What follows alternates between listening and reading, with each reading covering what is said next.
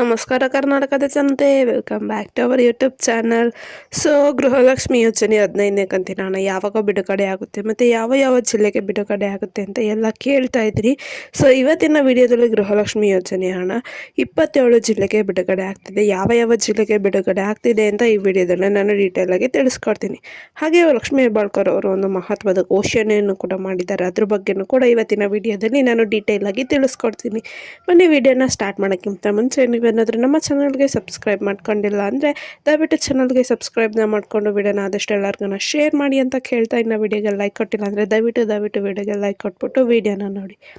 So ಹೌದು, ಏನು 14ನೇ ಕಂತಿನ ಹಣ ಪಡ್ಕೊಂಡವರು 15ನೇ ಕಂತಿನ ಹಣ ಯಾವಾಗ ರಿಲೀಸ್ ಆಗುತ್ತೆ ಅಂತ ಕೇಳ್ತಾ ಇದ್ರು.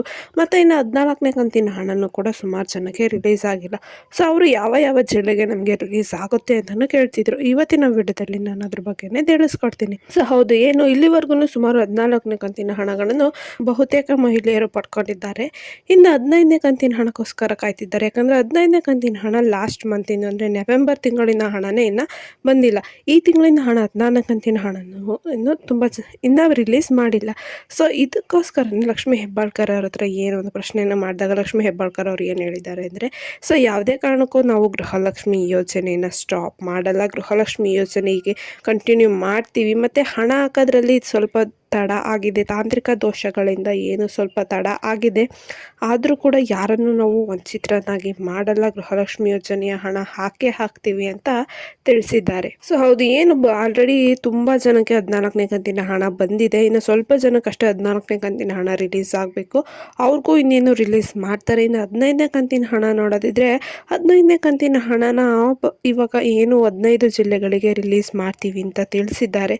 ಸೊ ಯಾವ ಯಾವ ಜಿಲ್ಲೆ ಅಂತ ನೋಡೋದಿದ್ರೆ ಹಾಸನ, ಹಾವೇರಿ, ಚಿಕ್ಕಮಗಳೂರು, ಚಿತ್ರದುರ್ಗ, ರಾಯಚೂರು, ಬೆಂಗಳೂರು ನಗರ, ಬೆಂಗಳೂರು ಗ್ರಾಮಾಂತರ, ವಿಜಯಪುರ, ದಾವಣಗೆರೆ, ದಕ್ಷಿಣ ಕನ್ನಡ, ಕೋಲಾರ, ಉಡುಪಿ, ರಾಮನಗರ.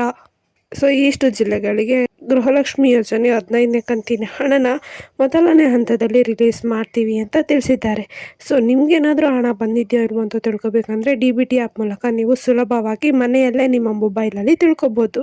ಸೊ ಅದ್ರ ಬಗ್ಗೆ ವಿಡಿಯೋ ಮಾಡಿ ನಾವು ಡೀಟೇಲಾಗಿ ಹಾಕಿದ್ದೀವಿ. ಆ ವಿಡಿಯೋ ನೋಡಿಲ್ಲ ಅಂದರೆ ದಯವಿಟ್ಟು ನಮ್ಮ ಚಾನಲ್ಗೆ ಹೋಗ್ಬಿಟ್ಟು ವಿಡಿಯೋ ನೋಡಿ. ಸೊ ಹಾಗೆಯೇ ನಿಮಗೆ ಏನೇ ಒಂದು ತಾಂತ್ರಿಕ ದೋಷಗಳಿಂದ ಹಣ ಬರ್ತಿಲ್ವಲ್ಲ, ಸೊ ಅದು ಸರಿಯಾಗಿ ಇನ್ನೇನು 2-3 ಡೇಸಲ್ಲಿ ಹಣ ಹಾಕ್ತೀವಿ ಅಂತಲೂ ಕೂಡ ಹೇಳಿದ್ದಾರೆ.